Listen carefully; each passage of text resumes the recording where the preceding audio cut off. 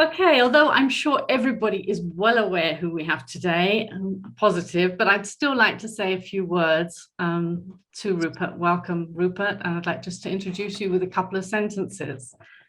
Rupert Sheldrake is a biologist and author of more than 90 scientific papers and 9 books published in 28 languages.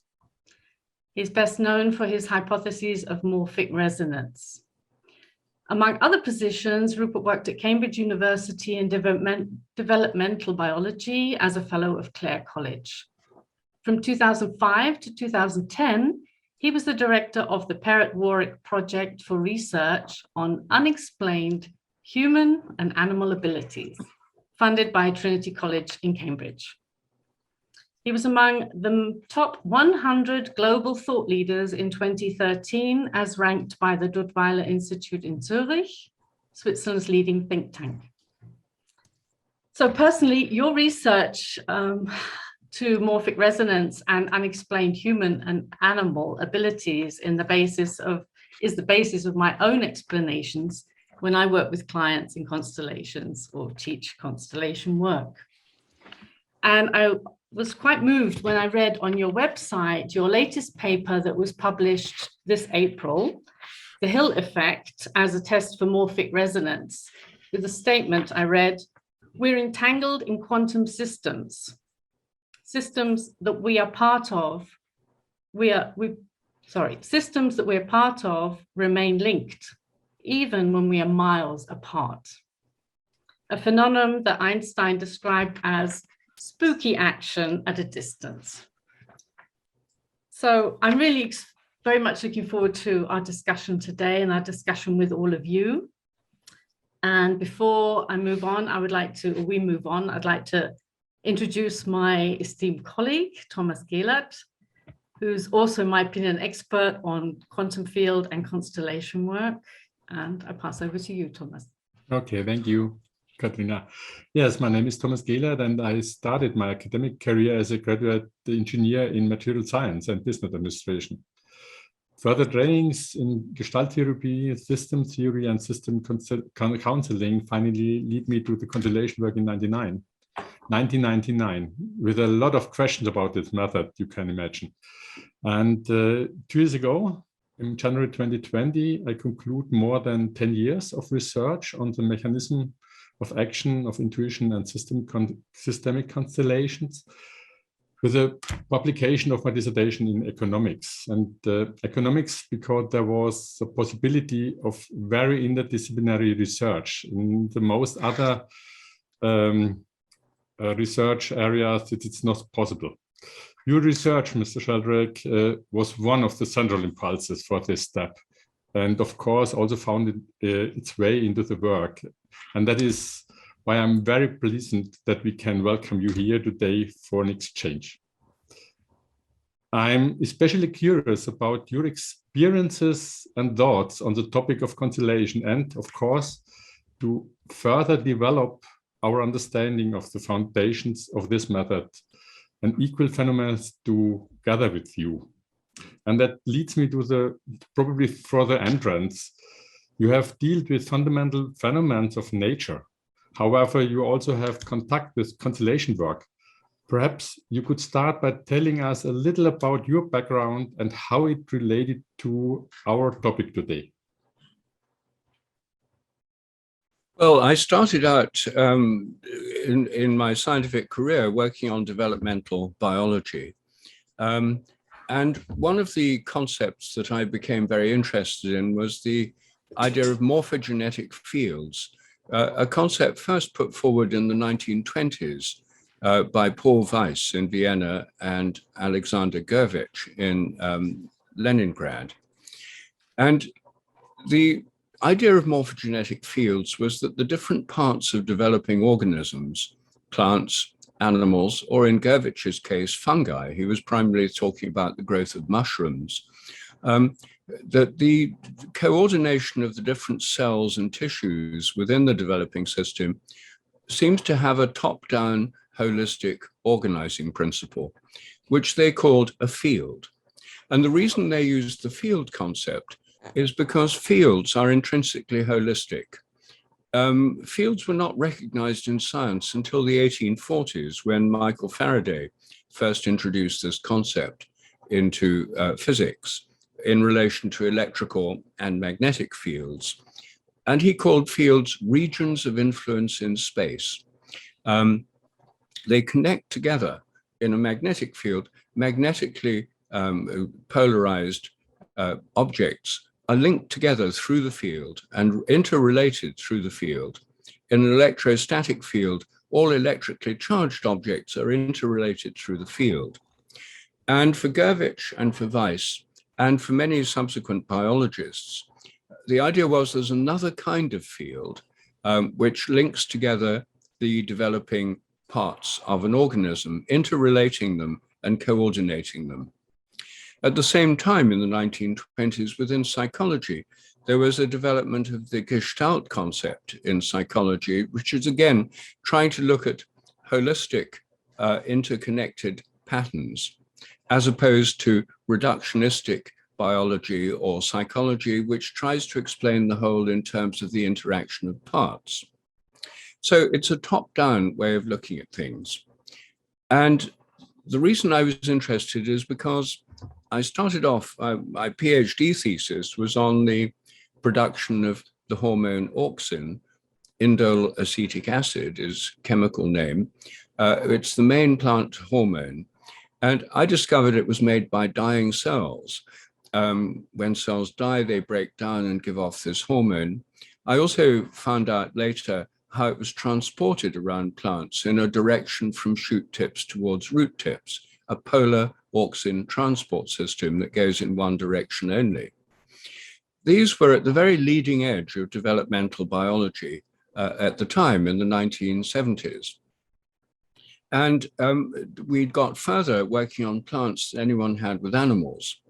But it was precisely because these explanations were so successful that they applied to all plants, to ferns, to palm trees, to cabbages, to rose bushes, and they applied to all parts of plants, roots, petals, shoots, sepals, that it became clear to me that these chemical explanations alone could not explain the differences in form, which is why I got interested in the fields.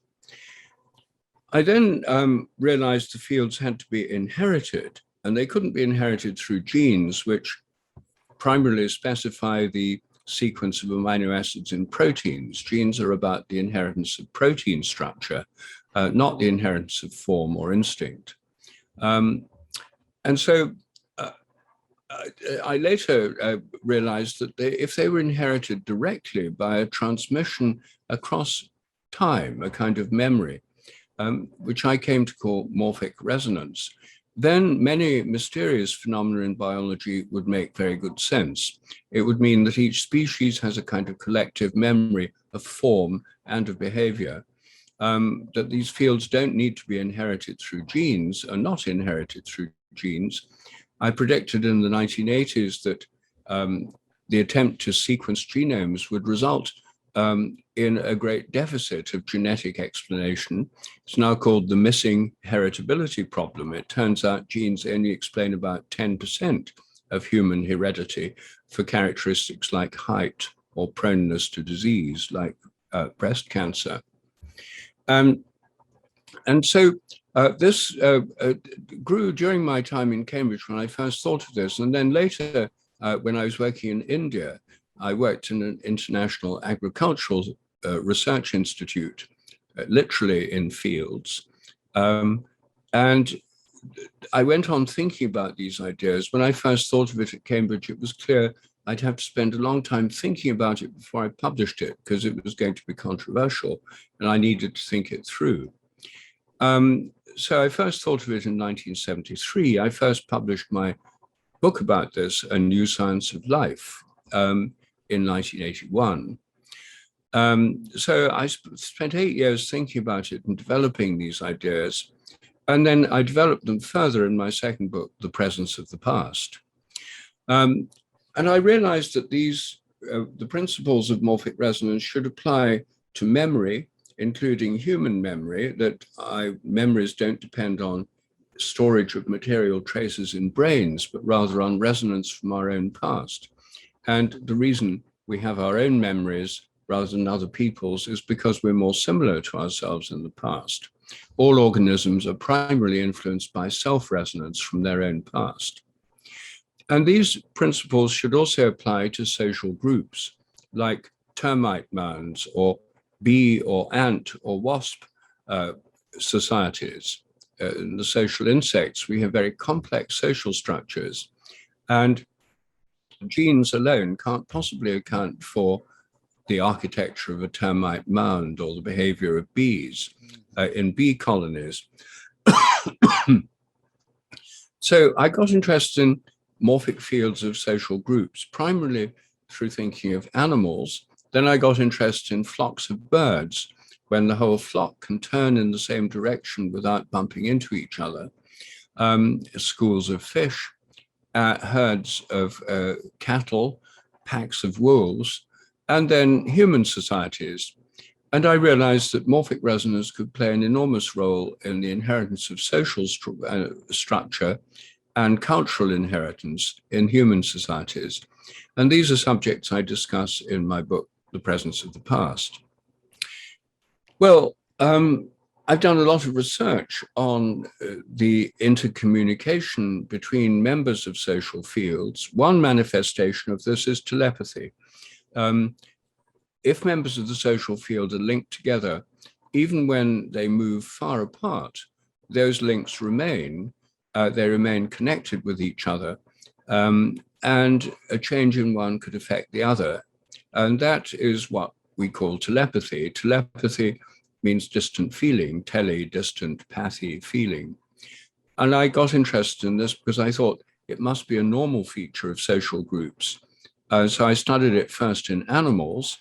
I wrote a book about this called Dogs That Know When Their Owners Are Coming Home. I did a lot of research on telepathy in animals. And I think it's a normal, not paranormal, natural, not supernatural feature of animal societies. And in human societies too. Telepathy typically occurs between people who are closely bonded, like parents and children, husbands and wives, lovers, best friends, siblings, identical twins, therapists and clients, and others. And I've done a lot of research on human telepathy as well, particularly in connection with telephone calls, text messages, and emails, and also between mothers and babies. So those are all explorations of morphic fields of social groups. Now, I didn't know about family constellations until Bert Hellinger came to London to give his first seminar on the subject, and which was hosted by the Gestalt Psychology Group in London. And I was friendly with some of the people organizing it, and they invited me to come along. So I went along with my wife, Jill Peirce, who's been working with family groups for a long time. Before she met Hellinger, she was already working with families and family memories. And she and I had spent some time discussing the role of morphic resonance in this. But when I saw Hellinger giving this workshop and doing some family constellation work, I was completely amazed. I thought, wow, I'm actually seeing the morphic field of a family before my very eyes. And I asked the organizers if I could meet Hellinger, and it turned out he'd already asked them if he could meet me because he'd read my books and was interested in morphic resonance. So we met and found an enormous overlap. I then spent some time talking about these fields with people who at that time worked with Hellinger, like Albrecht Marr and Hunter Beaumont. And with Hunter Beaumont discussed research possibilities with morphic fields. My wife, Jill Peirce, does family constellation work and has done for years. And I've been to quite a few of her workshops. She does them in a more ceremonial way than most people do, involving chanting and a kind of ceremony. She's incidentally found that they work amazingly well on Zoom. Since COVID came along, she's been doing her workshops online. And to her surprise, and I must say to mine, it turns out that the whole thing works amazingly well, even on Zoom. That was really a surprise to me. I've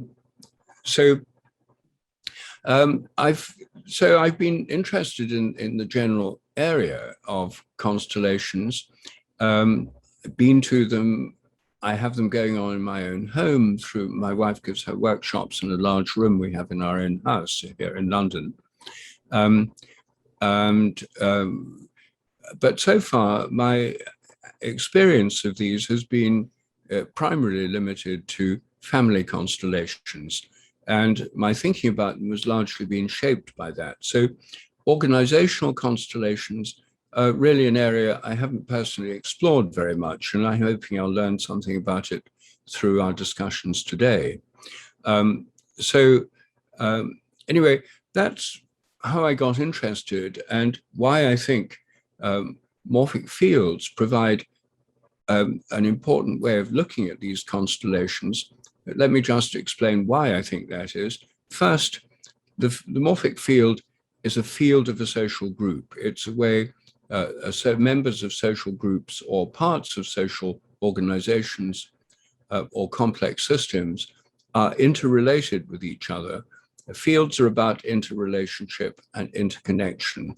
And the field as a whole has properties that are greater than the sum of the parts. So a morphic field model of an organization or of a family automatically gives us a holistic perspective. And secondly, morphic fields have a built-in memory by morphic resonance from previous similar systems. So in the case of family constellations, the morphic field of a family group in the present is influenced by past generations of the family that come through the father and the mother, usually, through their families and their parents, their birth family, and then their grandparents' families, and so on. It's influenced by these past families. And so there's a kind of memory within the field. And sometimes dysfunctional families are carrying through a memory of some pattern that happened in the past. And as you all know, this is very often to do with a member of the family having been excluded from the family for one reason or another in a past generation, and in the present generation, someone following them or unconsciously linking to their example and excluding themselves or having a very difficult relationship with the rest of the family. So that's why I'm interested, because I think they provide an example of morphic resonance and of the field principle in very important situations, namely our own families and in human-made organizations. Although that's an area, as I say, I know much, much less about. So anyway, that's how I would summarize my own interest in the subject. Oh, great. What is touching me right at the most point is your wide experiences in different science topics.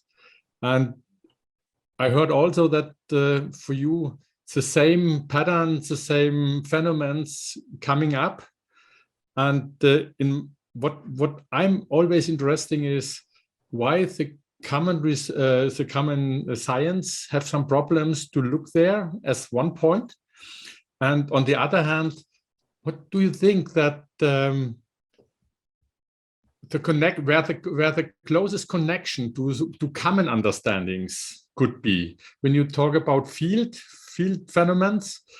Which science or which different science could give us answers to make the connection between our field understanding and the common understanding in science? Well, I think in terms of the first question, why is there a problem within sort of standard orthodox science with this kind of thinking? I think one of the problems we have in regular science is an extreme kind of ideological dogmatism.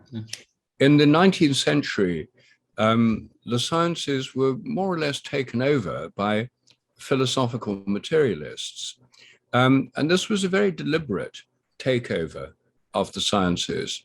It was fueled in part by anti-religious motives.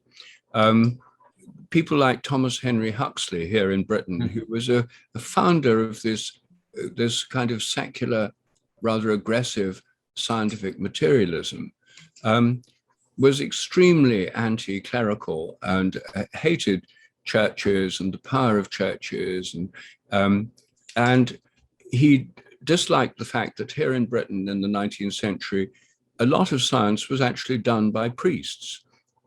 Priests in the Church of England, especially in villages, didn't have a lot of work to do, and many of them became biologists and studying plants and animals. Many of our great books on natural history from the 19th century are written by priests. And he hated the idea that nature was seen as related in some way to God, and that priests could play a part in it. So he wanted science to be professionalized, keep out all these priests, keep out amateurs, have a scientific cadre of professional scientists educated by people like Huxley, who would be imbued with a materialistic spirit about nature. So there was a kind of evangelical zeal in that kind of movement. The motives in different countries were different. In France, of course, science became very much part of the secularized anti-clerical culture. Laïcité, science was part of that world.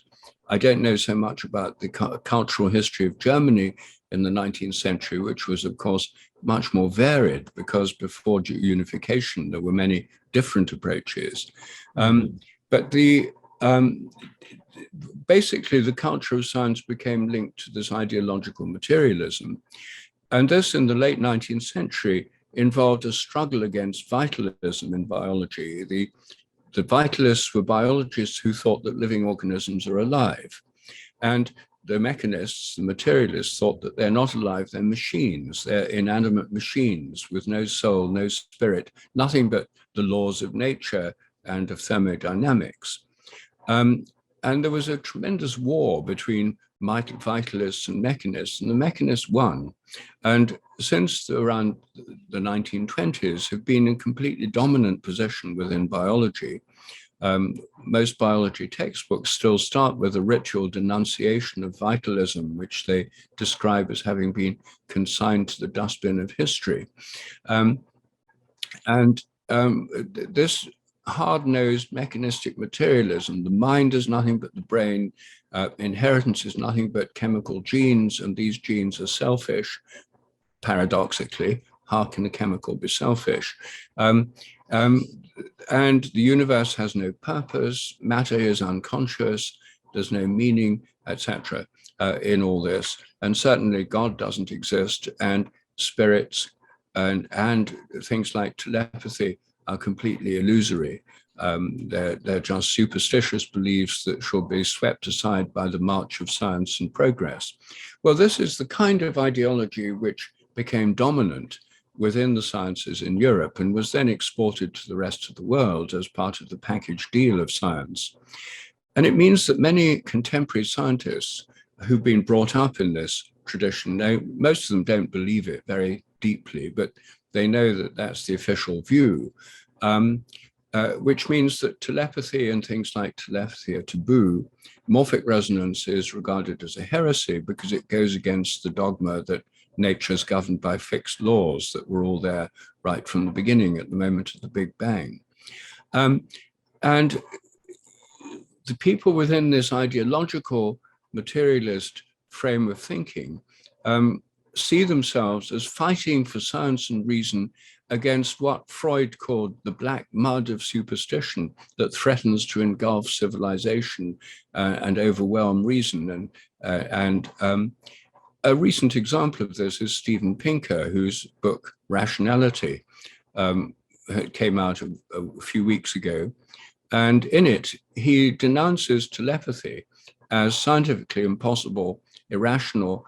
And he actually says, there's no need to look at any evidence because it's so obvious it can't happen. It can't happen, therefore it doesn't happen. I yesterday challenged Pinker to a public debate through a website called Unheard, which has a major reach, and this is currently going viral on the internet. I'll send a link. I haven't got it with me right now, but I can send you a link afterwards, and if you want to see this challenge.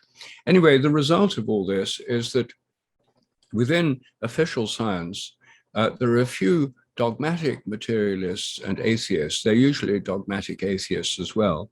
I think that's what gives the emotional push to all this, like Richard Dawkins, Steven Pinker, Daniel Dennett, who's a philosopher, who are implacably opposed to morphic resonance, to anything holistic, to holistic medicine, to alternative medicine, and to psychic phenomena. The majority of scientists, however, in my experience, are much more open-minded. They keep quiet in public because they prefer a quiet life to having to argue with these dogmatic, very aggressive dogmatists. But whenever I give a talk in a scientific institution, there's usually one or two rather aggressive people. They usually pointedly boycott the meeting. They don't even come to hear it because they make it public. They're so disgusted that I'm allowed to speak in their institution. They're not even going to come and hear the talk. However, most people do come. And after the meeting, one after another usually comes up to me when we're drinking tea or wine or something. And they look both directions to make sure no one's listening. And then they say, I'm really interested in your ideas. I've had telepathic experiences. I've done family constellations and so on. But I can't tell my colleagues because they're all so straight. And then another one comes up and says the same. And after 5 or 6 have said it, I said, well, actually, they're not all so straight. I happen to know there's 5 or 6 in the room here who think rather like you do. And they say, how do you know? I said, because they've just told me. And so it's a bit like people who are gay in the 1950s, pretending to be straight. And I personally think the scientific world is full of people who are actually much more open-minded. Recent surveys have shown that. The number of hardcore, totally committed materialists is probably about 25%. It's quite a large proportion, but it's certainly not a majority. So the current situation is one where there's much more private openness in science than there is in public, because another comparison, I think, it's rather like Russia under Brezhnev. In the Soviet Union under Brezhnev, not many people really believed in communism, but they mostly pretended to, because if you spoke out against it, you were classified as a dissident. And if you kept on speaking against it, you were sent to Siberia or at least put in a psychiatric hospital for treatment. And so most people just didn't speak out against it because they preferred a quiet life. They wanted their careers to be able to proceed normally and have a job and raise their family and stuff without too much trouble. And I think it's like that in science today. So I think that what will change it is when there's a kind of coming out movement.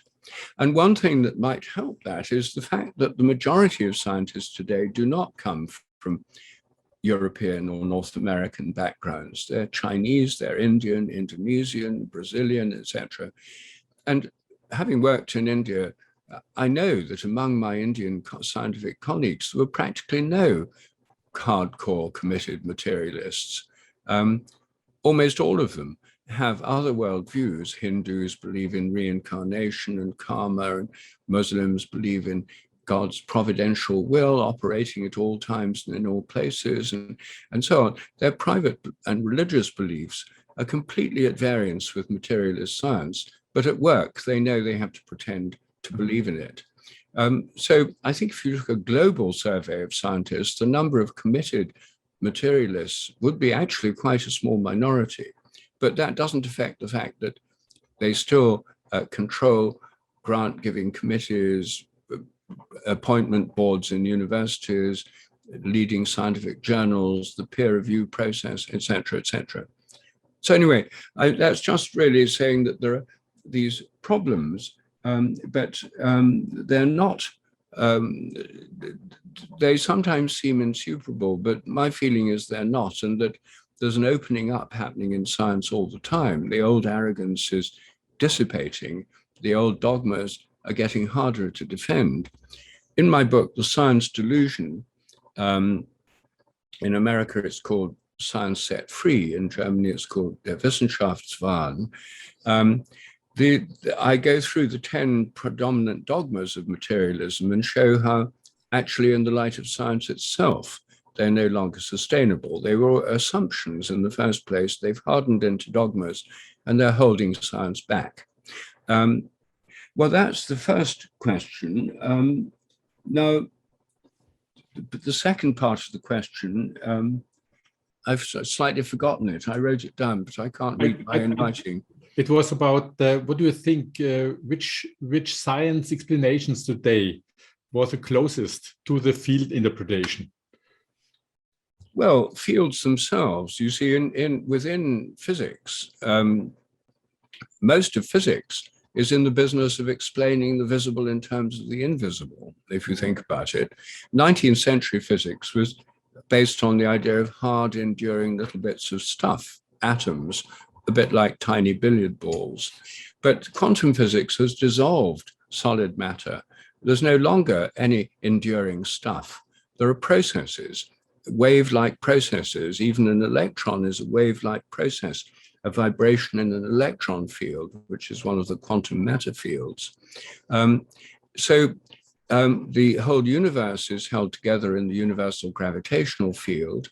The light that reaches us from distant galaxies is traveling through the electromagnetic field, which also pervades the entire universe. Mm-hmm. The atoms are organized by quantum fields.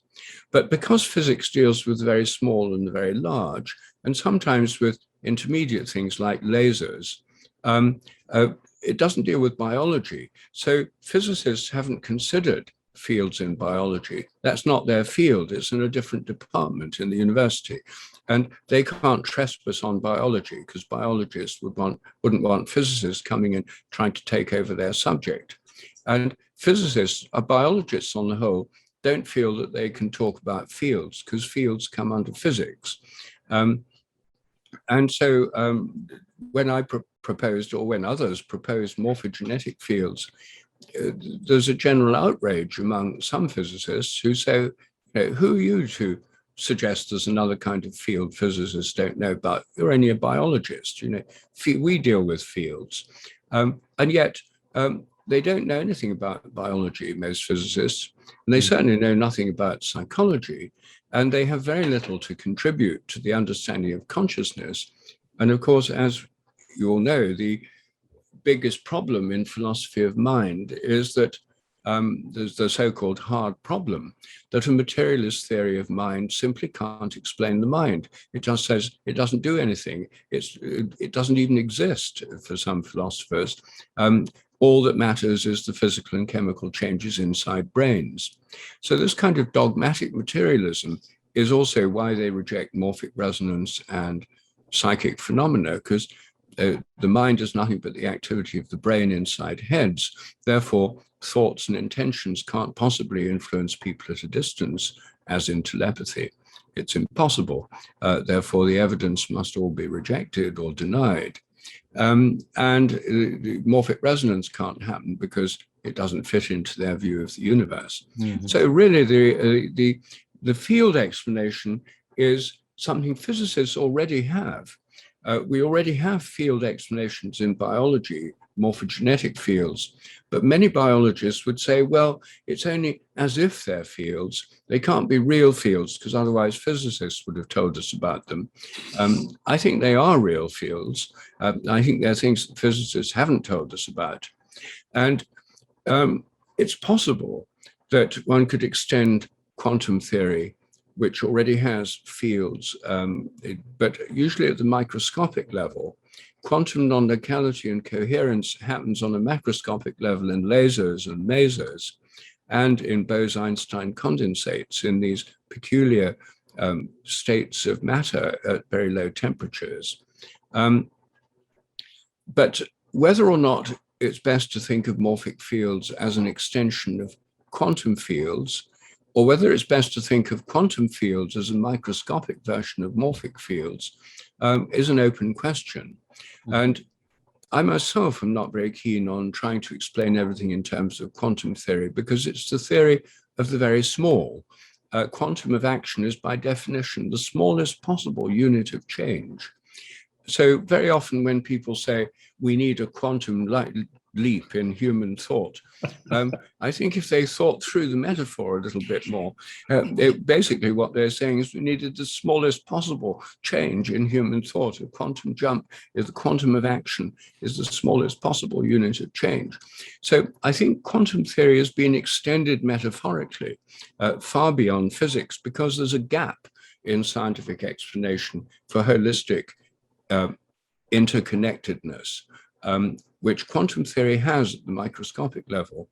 So basically what I say is that morphic fields are like quantum fields in the sense that they have non-local connections, and within them, parts of them are connected non-locally, especially if they've been together in the first place. Quantum entanglement happens when particles have been part of the same system, move apart, and they remain connected at a distance.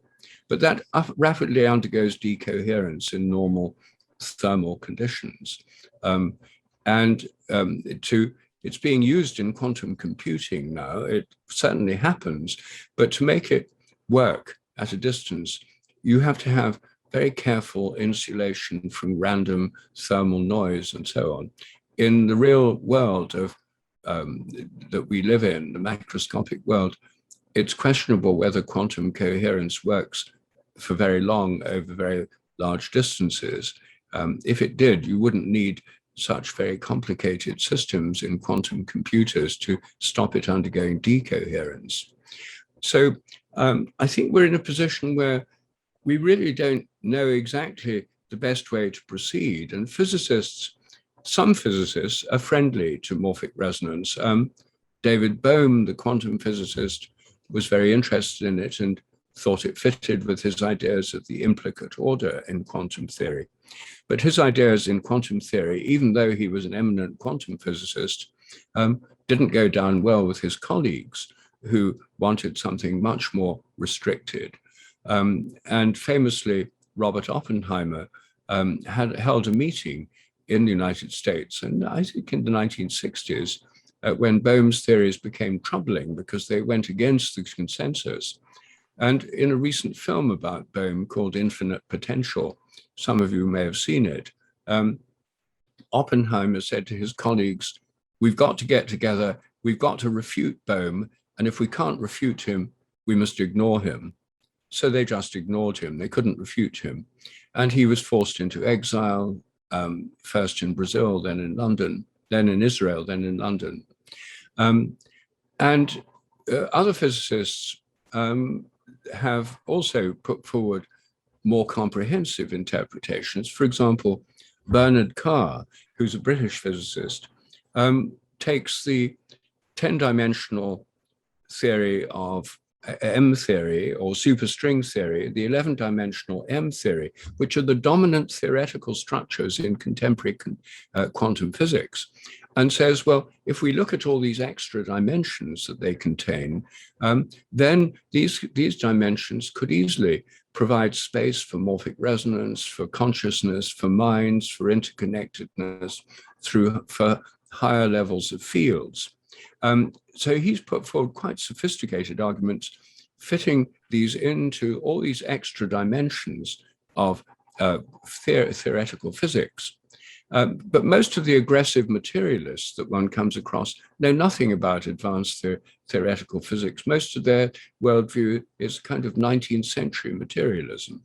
So we're in a peculiar position within the sciences where physicists who do put forward broader and more comprehensive views are ignored by their colleagues, even though they're physicists with the right credentials.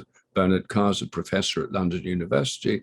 He was a fellow of a college in Cambridge. He worked with Stephen Hawking. He worked with Martin Rees, the astronomer royal. However eminent, and Brian Josephson who got the Nobel Prize for his work on the Josephson junction, is an eminent physicist, fellow of Trinity College, Cambridge, professor at the Cavendish Laboratory, and Nobel laureate. Yet when he talks about consciousness and advocates a scientific approach to phenomena like telepathy, he's completely spurned by his colleagues. He can't have graduate students because they won't let graduate students work with him because they think he'd spoil their career chances because he's now regarded as completely eccentric. We're in a difficult position in science. It's not a straightforward situation. And that means that those of us who want to explore phenomena that don't fit within textbook physics or within the dogmas of materialism are pretty well on our own. Hey, thank you, Thomas. Yes, Thomas. I would give you the choice for picking out some questions for us and open for the audience. Perfectly. Yes, Thank I you. would like to bring in some of the questions. There are very interesting questions in the chat, and well, I would ask Julio to raise his question in here. So Julio, come in our middle just for a second. Okay. This is Julio. Yeah. Oh, thank you so much. Welcome. Yes. Julio is in Peru, by the way, talking to us from Peru. Okay. Yeah. Okay. My question was how to avoid the temptation to explain linearly or magically what happens in the constellation, because it's common. It's very very common to hear phrases like, no, the field knows, or the field told me that, or if this strange or awful situation is happening now, is because something happens 10 years ago. So I'm very curious, how would you explain the phenomena and the results that occur after a constellation? And every one of us here knows that happens. But how would you explain from the morphic fields approach and avoiding this temptation to decrete that this is because the field says this linear thinking? I don't know if Yes, well, thank you, Julio.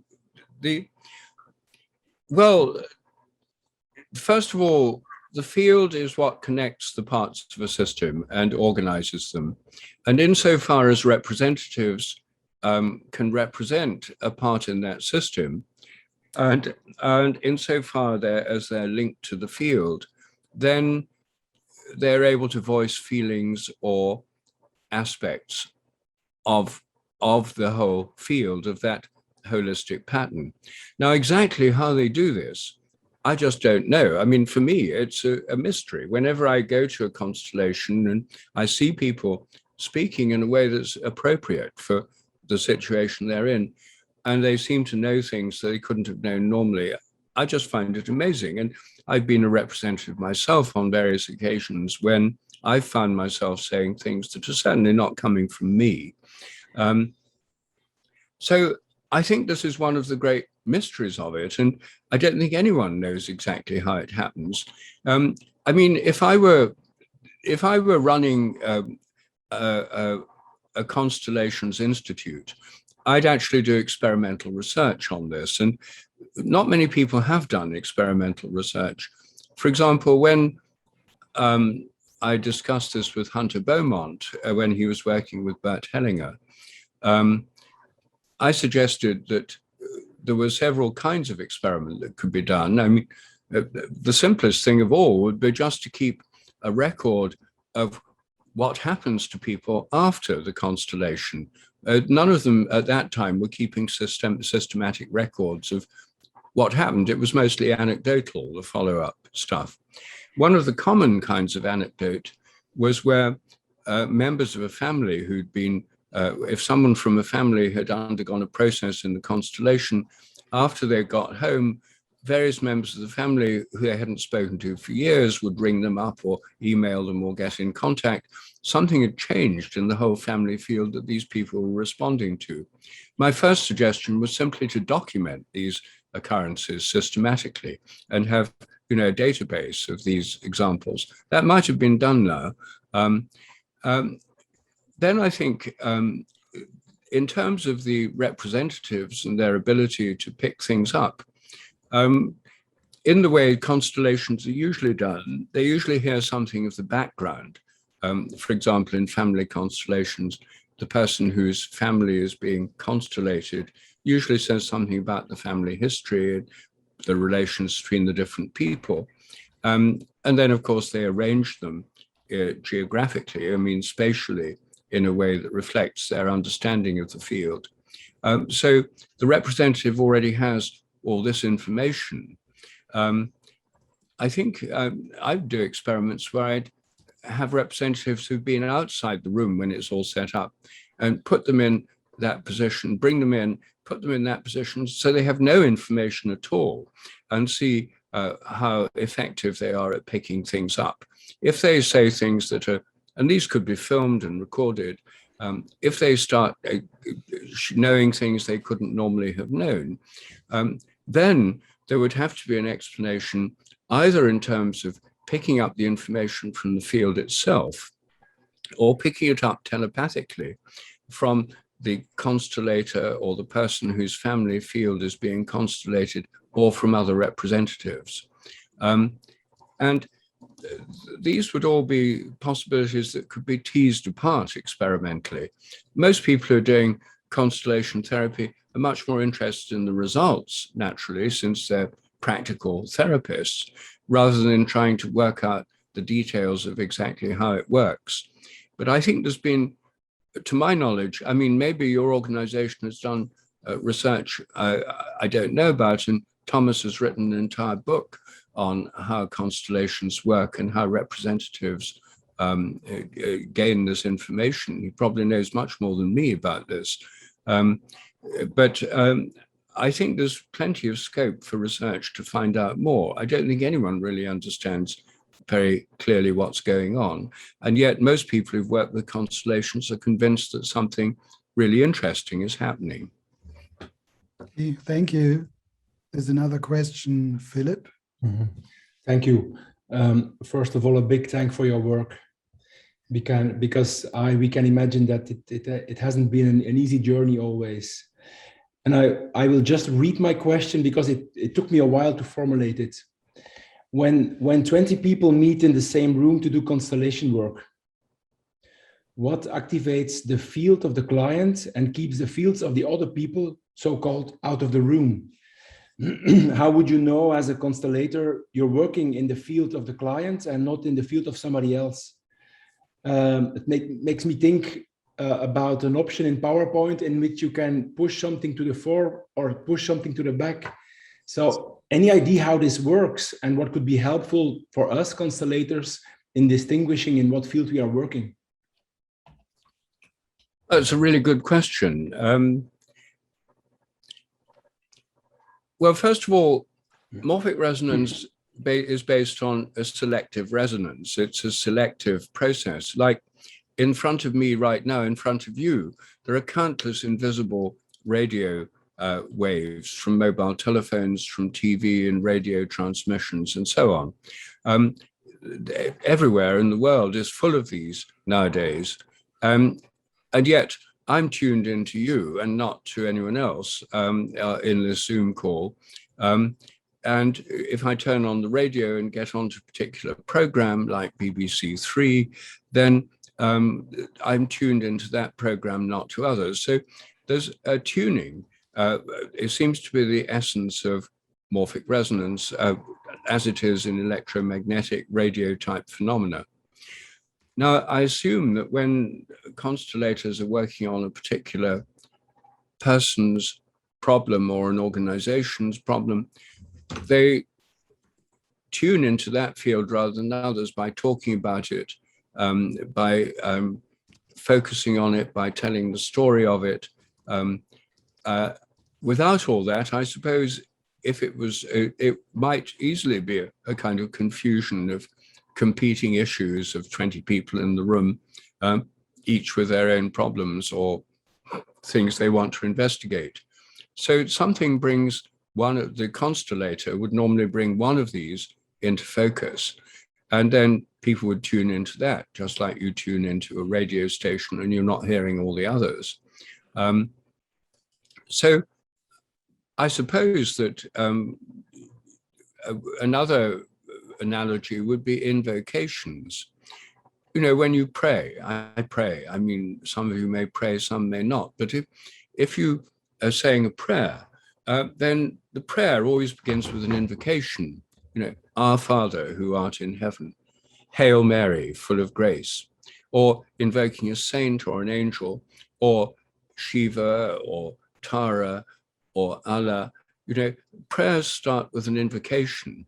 And the assumption behind praying is that there are countless spirits, beings, ancestors, saints, angels who could respond to your prayer.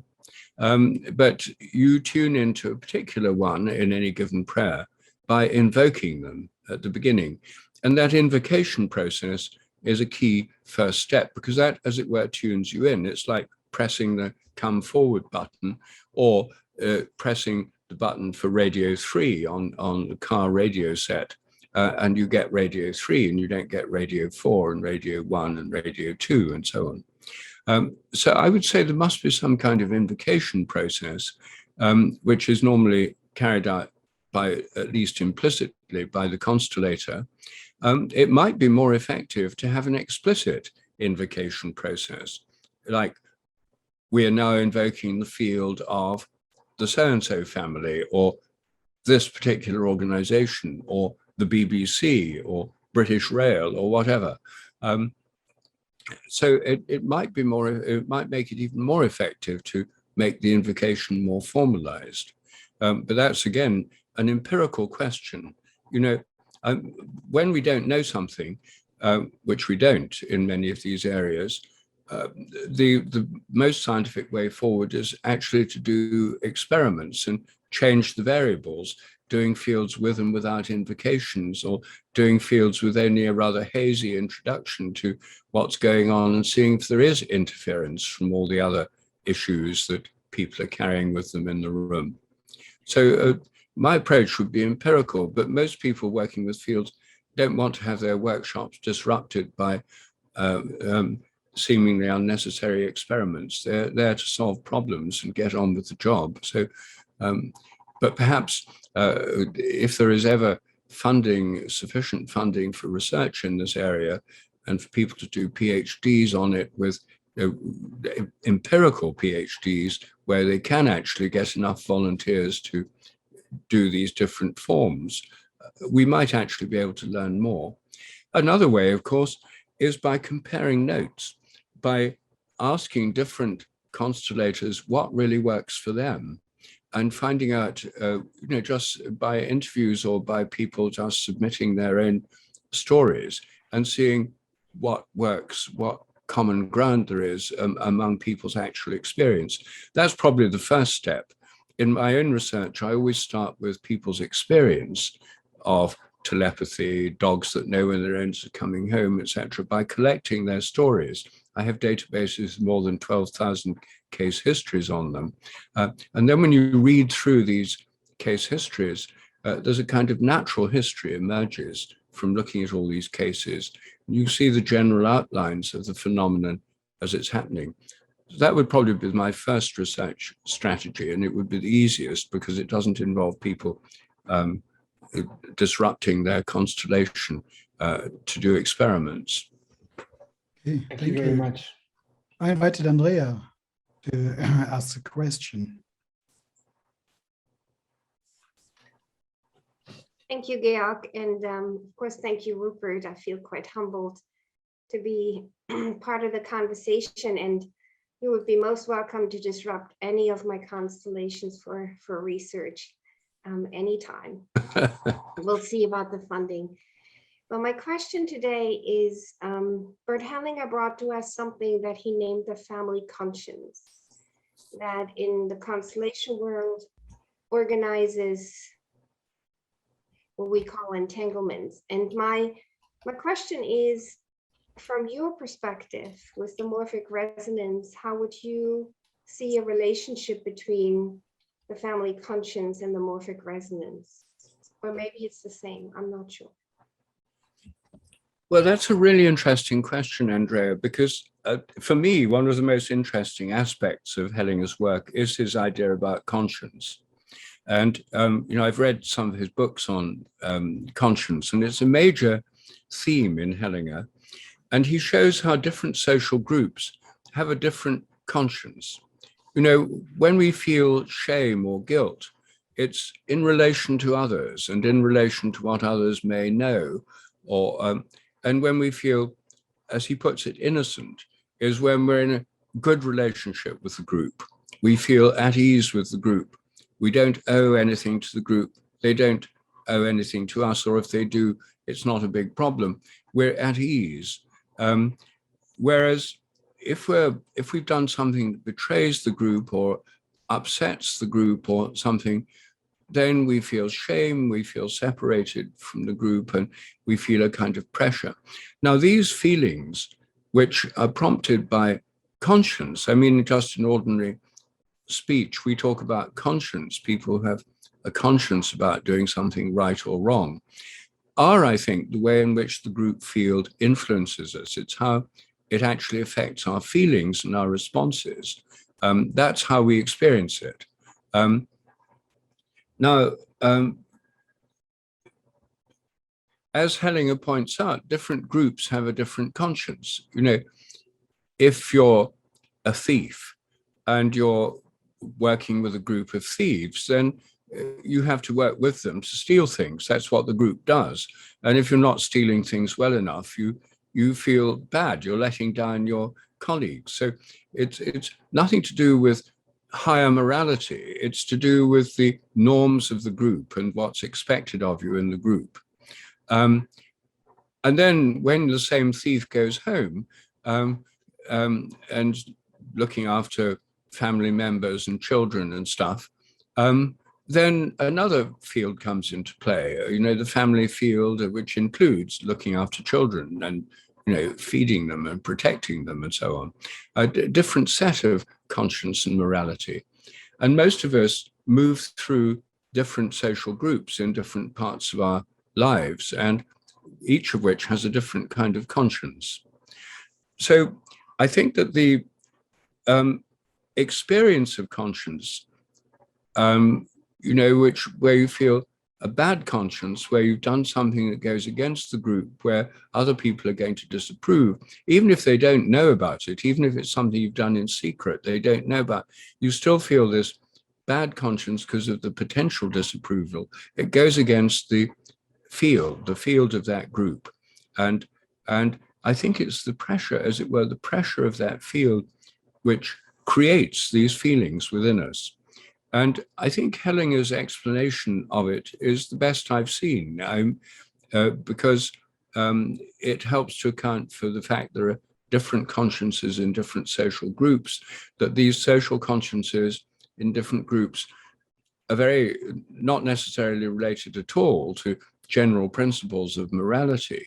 They're more to do with the ethos of that group. And the groups themselves, what's expected, depends on the memory in the group. Someone who becomes suicidal or dysfunctional within a family is being loyal to a past member of the family who was excluded. They're identifying with them, probably unconsciously, and it's a kind of loyalty that they're experiencing. It's a kind of perversion of the conscience of the group, which is leading them to behave as they do, because they feel a kind of pressure to do that, to respect and include and relate to that excluded person, to give them a voice, a presence in the present family. So it can work in a seemingly perverse way, this conscience, and very different from these elevated discussions of conscience by moralists and moral philosophers. And of course, those still exist, and there are higher levels which we all have to take into account and which could ultimately shape the fields of social groups. But his interpretation is dealing with groups as they actually are and the influences they have on their members.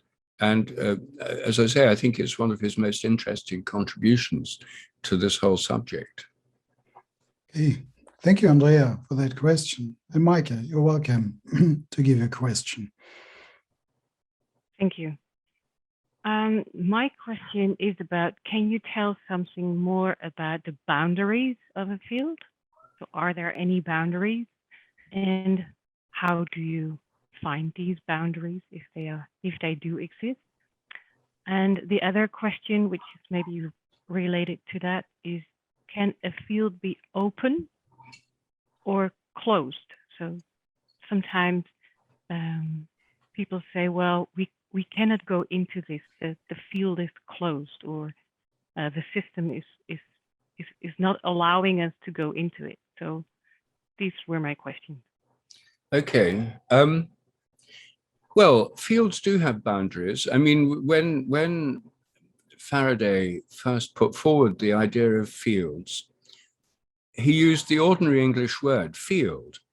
And the word field in English, has many meanings. So similar, in German, Feld has many meanings. But like football field, agricultural field, and the primary meaning is an agricultural field. And in Europe, in 1,000, 2,000 years ago, when people wanted to do agriculture, they usually had to clear woodland. And this is still true in North America, Canada, and in fact, it's happening all the time in Brazil. That's why they're cutting down the Amazon to make fields, to grow soybeans or have pasture for cattle. And so creating a field was an active process. You'd cut down a whole area of woodland, and this then becomes your field. But unless you act in the field, unless you plow it and cultivate it and weed it, if you don't do anything with it, it reverts to woodland. So it's a region of activity, involves activity. And in New England and in upstate New York, in the United States, most of that very wooded landscape was agricultural land 150 years ago. It was cleared for farming, and then the farmers moved to Ohio and to more fertile land in the prairies and abandoned these farms, and they reverted to woodland. So as you walk through the woods in Connecticut or Massachusetts, you come across stone walls in the middle of a wood, and those are the old field walls. So those are abandoned fields. So a field requires activity to maintain it as a field. And it has boundaries in its primary meaning, field of trade, field of view, football field. It has clear boundaries around the field where the edge of the field is, where the active play is within those boundaries. And I would say that most human fields, social fields, have boundaries. It's a big immigration, you see, is a huge issue in many countries at the moment. What are the boundaries of our country and who lives here? Can anyone just come? Well, lots of people are just coming to Britain in little boats across the English Channel, and this is causing a kind of political crisis. And in a family field, you have people know who's a member of the family. In my family, I have my wife and 2 sons, our immediate family, and I know who my cousins are, and I can define who the members of the family are. And when a new member comes into the family, like, for example, both my sons got married within the last year, then we welcome into the field their brides through weddings, where a whole group of people come together to witness their incorporation into a family field. And all the members of both families are there because it's a joining of families as well as individuals. So I would say that most fields are defined. And in a football team, for example, the 11 members of the team knows who a member of the team is. And if a random person gets up from the crowd and starts playing, they're told to get off the pitch. They're not part of that field. So now, of course, there are more open, but usually less well-defined and less powerful fields where people can sort of wander in and out of them or become part of them or leave. But then the field is a much weaker and less well-defined entity, I think, in general. Now, when it comes to fields being closed from the point of view of working with a field in a therapy session, I just don't know, because I've seen people working with fields saying that, but I haven't actually ever asked them why they're saying it or what they mean by it. So I simply don't know about that side of it. And if I were doing research on it, what I'd do is a survey of everyone in this group and in other groups and say, what are your experiences of closed fields? When has it happened? What were the circumstances, et cetera, and try and build up a natural history of closed fields as a way to, as the first step in an investigation of that process. Thank you very much. Thank you, Michael, for raising the question. And will I give to Katrina for the final words? Thank you, Georg. Thank you, Rupert. I'm sorry we couldn't handle all the questions today, but I think it was a very, very interesting meeting. And thank you very much for taking the time, Rupert, to share your knowledge with us and come into a dialogue with us. As we said, this is the first of our science dialogue, so we'll be continuing this series next year. So we really hope that if you're interested in this topic, that you join us for one of our next meetings. And you too, Rupert, you're very welcome to join us anytime that you would like to. I'd like to thank my colleagues, especially Maria, for helping organize this event. Thank you very much. And Thomas and Georg. It's been nice working together with you to organize it. And I'm really happy that we initiated this science dialogue. The recording has been made, so everybody will be able to receive, or I'm not quite sure how we will do it. Maria's the expert for that, but the recording will be available somewhere. And yeah, I think, about anything else? Check our website out for the dates of the next meetings next year, or look at our social media to find out. Thank you all very, very much for joining us. Thank you, Rupert. Well, thank you, Katrina, and thanks for organizing it. And best wishes to all of you in your investigations, because I find this such an interesting area of research, and there's so much to be found out about that we don't yet know. And the fact you're having these science dialogues and thinking about it scientifically, and the fact that Thomas has actually done this research on it, and it is, I think, really important. This is a growing field of science and inquiry, and it's not just idle curiosity. But the more we understand these fields, the more effective and helpful they can be. And who knows, I mean, God knows, we really need more healing for social groups and organizations and families. So I think it's really important work, and all the best wishes to all of you. Thank you. Thank you very much. I also think it's also very important work we're all doing here. So yeah, all the best to all of you. And thank you for joining us tonight. Thank you. Thank you. Bye. Bye.